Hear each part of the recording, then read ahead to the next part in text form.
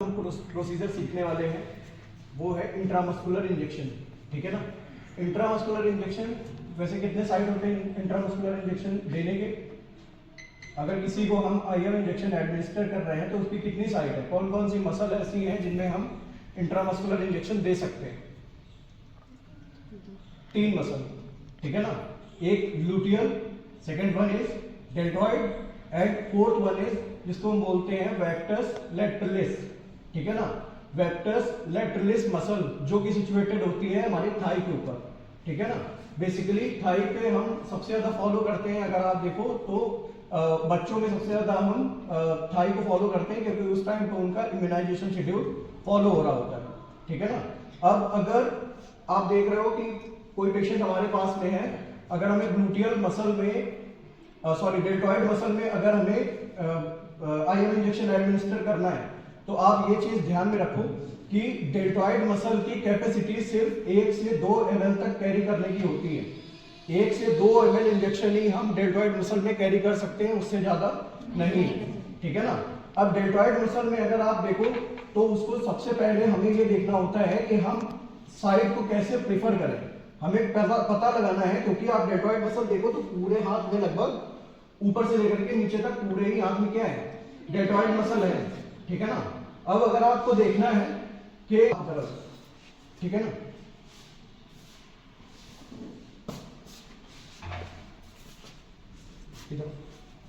अब अगर deltoid muscle देखना है, ठीक है ना, डेल्टॉइड मसल अगर देखना है तो डेल्टॉइड मसल को समझने के लिए हमें पहले पूरा ये एरिया समझना पड़ेगा।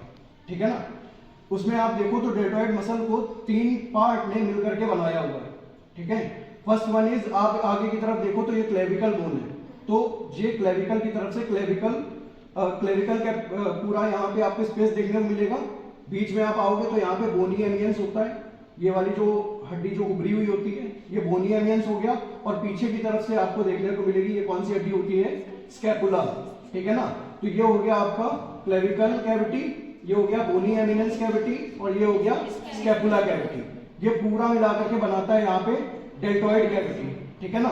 देन डेल्टॉइड कैविटी के बाद में अब जो सबसे पहले प्रेफरेंस हमें देना है वो होता है कि हम साइट कैसे ढूंढें, क्योंकि कहीं भी हम नहीं लगा सकते, क्योंकि बॉडी क्या करेगी, अगर गलती भी हो गई तो कहीं ना कहीं पे बोन में अगर लग गया तो वो घाव करने के चांसेस इंक्रीज कर देता है।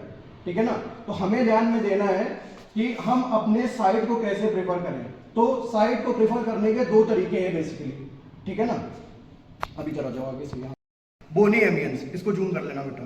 ये जो बोनी एमियंस है, बोनी एमियंस के ऊपर से आपको क्या करना है, अपनी 3 फिंगर्स को जहां से बोनी एमियंस खत्म हो जाए, जस्ट बोनी एमियंस के नीचे से ही आपको क्या करना है, 3 फिंगर्स को प्लेस करना है। और 3 फिंगर्स को प्लेस करने के बाद में इसका जो सेंटर आएगा ये हो गया हमारा इंजेक्शन साइट। ठीक है ना। कौन सा इंजेक्शन साइट हो गया, जहां से बोनी एमियंस के नीचे से हमने क्या किया, 3 फिंगर्स को प्लेस किया, उसका सेंटर, 3 फिंगर्स का सेंटर जो होगा वो कहलाएगा इंजेक्शन साइट। एक तो ये तरीका हो गया हमें इंजेक्शन साइट को प्रेफर करने का। दूसरा क्या होगा कि आप 2 फिंगर्स को क्या करना है, आपको प्लेस करना है बोनी एमियंस के नीचे से। ठीक है ना। एंड आपको वी शेप यहां पे क्रिएट करना है। ठीक है ना। जब वी शेप आप क्रिएट करोगे तो वी शेप का जो सेंटर होगा एक ये कहलाएगा इंजेक्शन साइट। आप चाहे बोनी एमियंस पे 3 फिंगर्स को रख करके आप इसको प्लेस करो, या फिर 2 फिंगर्स के बाद में आप उसको वी शेप क्रिएट करो, वहां का जो सेंटर होगा वो दोनों सेम ही आएंगे। ठीक है ना। तो ये बेसिकली होता है हमारा पूरा इंजेक्शन साइट को प्रीफर करने का तरीका। ठीक है ना। 3 जगह से मिलकर के बना हुआ है, that is first one is clavicle cavity, second one is bony eminence and third one is scapula cavity. ठीक है ना। इन तीनों से मिलकर के बना हुआ है क्या, ये पूरा इंजेक्शन साइट या डेल्टॉइड मसल या डेल्टॉइड कैविटी। ठीक है ना। अब जो हम बढ़ते हैं, सबसे पहली जो चीज आती है वो आती है कि हमें इंट्रामस्कुलर इंजेक्शन देने के लिए कौन कौन सी ऐसी चीजें हैं, कौन कौन सी ऐसी रिक्वायरमेंट है जो हमें ट्रे कंटेनिंग आर्टिकल में हमारे होने चाहिए। ठीक है ना।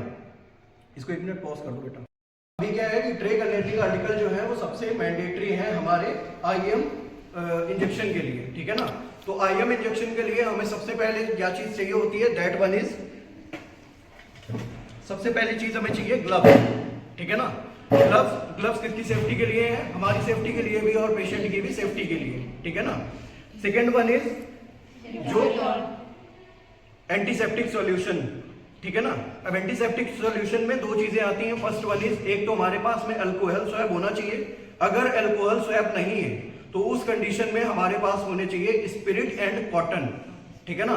उसका यूज करके हम पेशेंट की जो डेल्टॉइड स्किन के ऊपर जितना भी सरफेस है उसको हम क्लीन कर सकते हैं, ठीक है ना।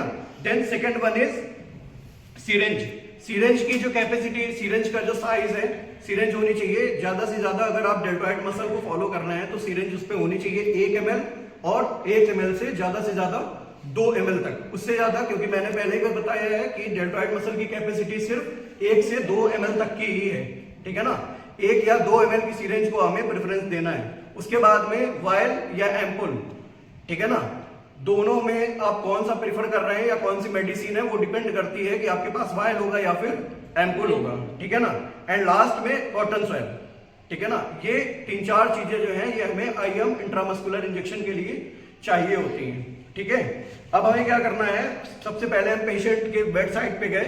अब उससे हमें सबसे पहले क्या करना है, we have to identify the client. हमें अपने पेशेंट को बिल्कुल क्या करना है, पहले आइडेंटिफाई करना है, ठीक है ना। जैसे हम राइट्स ऑफ ड्रग एडमिनिस्ट्रेशन पढ़ते हैं, उसमें right route, right patient, right dose, right time and right drug, ठीक है ना। ये 5 राइट बेसिकली हमें फॉलो करने हैं at the time of the drug administration, ठीक है ना। तो सबसे पहले हम फॉलो करेंगे अपना राइट पेशेंट, कि हमारा जो पेशेंट है वो बिल्कुल उसको हमें आइडेंटिफाई करने के लिए पेशेंट का नाम, उसकी उम्र और उसका बेड नंबर से हम उसको आइडेंटिफाई कर सकते हैं, ठीक है ना। देन उसके बाद में हमें उसका नाम पूछना है और उसके बाद में हमें क्या करना है, उसको हमारी साइट प्रेफर करनी है। दूसरी चीज, जब भी हम क्या कर रहे हैं कि आईएम हम पेशेंट को देने वाले हैं, तो आप उस टाइम पे ये चीज ध्यान रखिए कि आप हमें उससे पूछना है कि आपका डोमिनेंट हैंड कौन सा है। डोमिनेंट हैंड वो हैंड होता है जिससे पर्सन सबसे ज्यादा वर्क करता है, ठीक है ना। तो अगर डोमिनेंट हैंड वो अपना राइट वाला बता रहा है तो हमें किसको प्रेफरेंस देना है, लेफ्ट वाले को, क्योंकि लेफ्ट कौन सा हुआ, नॉन डोमिनेंट, ठीक है ना, जिससे वो काम कम करता है, ठीक है ना। नेक्स्ट वन इज, जब हमने अपने हाथ को भी प्रेफरेंस दे दी कि नॉन डोमिनेंट कौन सा है, for example left hand is non dominant, ठीक है ना। देन उसके बाद में हमें क्या करना है, हमें उस एरिया को पूरा पहले सर्वे द एरिया, उस एरिया को पहले पूरा सर्वे करना है कि उसमें किसी भी टाइप का लीजन नहीं होना चाहिए, स्किन रैशेस नहीं होने चाहिए, ठीक है ना। तो अगर उसकी स्किन पूरी क्लियर है तब हम क्या करेंगे, उसकी साइड को प्रीफर करेंगे कि डेल्टॉइड मसल ही है, ठीक है ना। फिर हमें क्या करना है, हमने जो भी कॉटन स्वैब लिया है, ठीक है ना, कॉटन स्वैब विद स्पिरिट या अल्कोहल स्वैब, ये दोनों ही हम इसमें प्रीफर कर सकते हैं। हमें क्या करना है, उस एरिया को स्लोली स्मूथली क्या करना है, उसको क्लीन करना है रोटेटरी मोशन में। रोटेटरी मोशन मतलब इनर टू आउटर, अंदर से बाहर की तरफ हमें क्या करना है, उसको क्लीन करना है, ठीक है ना। क्लीन करने के बाद में उसको सूखने के लिए छोड़ना है, इमीडिएटली हम उसमें इंजेक्शन को प्लेस नहीं करेंगे, ठीक है ना। देन इसके बाद में हमें क्या करना है, अपनी सिरिंज को लेना है और जो भी उसमें हमने इंजेक्शन 1 ml भर करके रखा हुआ है, ठीक है ना, उसमें हमें चेक कर लेना है कि किसी भी तरीके के उसमें बबल्स नहीं होने चाहिए, ठीक है ना। बबल्स को चेक करने के बाद में आपको देखना है निडल का एरिया, क्योंकि निडल में भी आप देखो तो 3 तरीके के उसके पार्ट होते हैं निडल में, ठीक है ना। निडल के पार्ट्स को देखो तो ये होता है निडल हब, ठीक है ना। उसके बाद में बीच में होता है निडल शाफ्ट और सबसे ऊपर जो हमें ये दिखता है नुकीला portion, that is the bevel, ठीक है ना। ये 3 इसके पार्ट्स होते हैं, ठीक। अब हमें क्या करना है, हमें प्लेस करना है जो हमने तरीका अपनाया था कि बोनी एमियंस के नीचे से हमें क्या करना है, 3 फिंगर्स को प्लेस करके हमें हमारा centre of the deltoid muscle ढूंढना है, ठीक है ना। अब डेल्टॉइड मसल को सेंटर ढूंढने के बाद में हमारी जो सिरिंज का जो बिवेल, निडल का जो बिवेल है, वो उसकी जो फेस होना चाहिए वो किसकी तरफ होना चाहिए, हमारी तरफ, ठीक है ना। इससे क्या होगा कि पेशेंट को पेन भी कम होगा और जो आईएम है वो बहुत आसानी से लग जाएगा, ठीक है ना। अब हमें क्या करना है, पेशेंट की साइड में इसको दिखाना है, ठीक है ना। पेशेंट की साइड में उसको क्या करना है, आईएम देने के लिए हमेशा जितने डिग्री का, हम कितने डिग्री का एंगल फॉलो करते हैं, 90 डिग्री का, ठीक है ना। तो 90 डिग्री पे हमें क्या करना है, हमारी सिरिंज को उसके अंदर प्लेस करना है। कौन सी मसल के अंदर, डेल्टॉइड मसल के अंदर।